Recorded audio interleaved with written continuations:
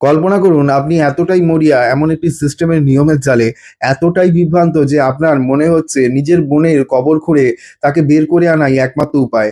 শুনতে কোনো ডার্ক সিনেমার স্পট মনে হলেও উড়িষ্যার কেওনঝড় জেলায় বাস্তবে ঠিক এমনটাই ঘটেছে।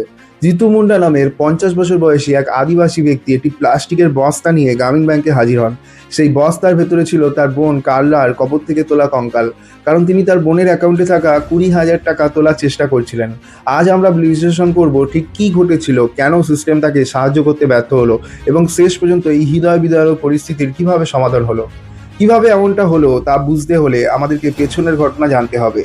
জিতু মুন্ডার দিওয়ানি গ্রামের একজন অশিক্ষিত আদিবাসী মানুষ। তার বড় বোন কাল্লা মুন্ডা 2026 সালে জানুয়ারিতে মারা যান। তিনি উড়িষ্যা গ্রামীণ ব্যাংকের মাল্লিপাস্তি শাখায় তার অ্যাকাউন্টে 19,400 টাকার কিছু বেশি রেখে মারা গিয়েছিলেন।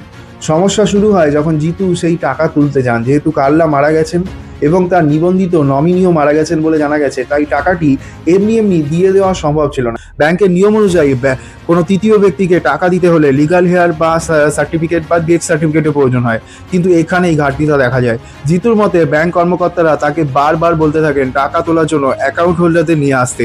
জিতু কিন্তু তাকে বারবার বলেছিলেন যে তার বোন মারা গেছেন, কিন্তু তিনি দাবি করেছিলেন যে তারা তার কোনো কথা শোনেননি। মনে রাখবেন, জিতুর কোনো প্রথাগত শিক্ষা নেই, লিগাল হেয়ার বা ডেথ সার্টিফিকেট কি তা তিনি জানতেন না। অন্যদিকে ব্যাংক দাবি করছে যে কি কি কাগজপত্র লাগবে তা তারা তাকে বুঝিয়ে বলেছিল, কিন্তু জিতু হতাশ হয়ে তার বোনের মৃতদেহ নিয়ে ফিরে আসেন।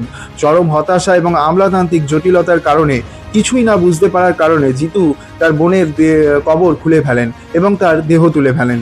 তিনি 3 কিলোমিটার পথ অতিক্রম করে বোনের দেহাংশ নিয়ে ব্যাংকে পৌঁছন। ঠিক শাখার বাইরে সেটিকে রেখে তিনি তার টাকার দাবি করতে থাকেন। এই দৃশ্য চরম বিশৃঙ্খলা সৃষ্টি করে। স্থানীয় পুলিশকে সাথে সাথে হস্তক্ষেপ করতে হয়। তারা জিতুকে শান্ত করেন, কঙ্কালটি সরিয়ে নিয়ে যান এবং স্থানীয় রীতিনীতি অনুযায়ী সসম্মানের সাথে আবার দেহটিকে সমাহিত করেন।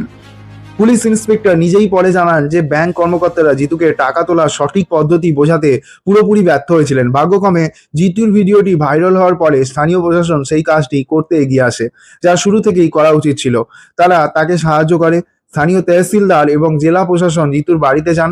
তারা দ্রুত কাগজপত্রের ব্যবস্থা করেন, তাকে ডেথ সার্টিফিকেট বা লিগাল হেয়ার সার্টিফিকেট আবেদন করতে ও পেতে সাহায্য করেন।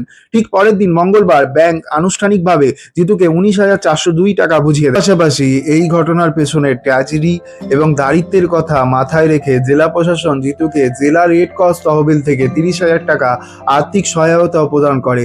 জিতু পরে সাংবাদিকদের জানান শেষ পর্যন্ত টাকা পেয়ে তিনি খুশি এবং এই টাকা তিনি তার ভাই বোনদের মধ্যে ভাগ করে দেওয়ার পরিকল্পনা করেছেন। যদিও এই গল্পের শেষটা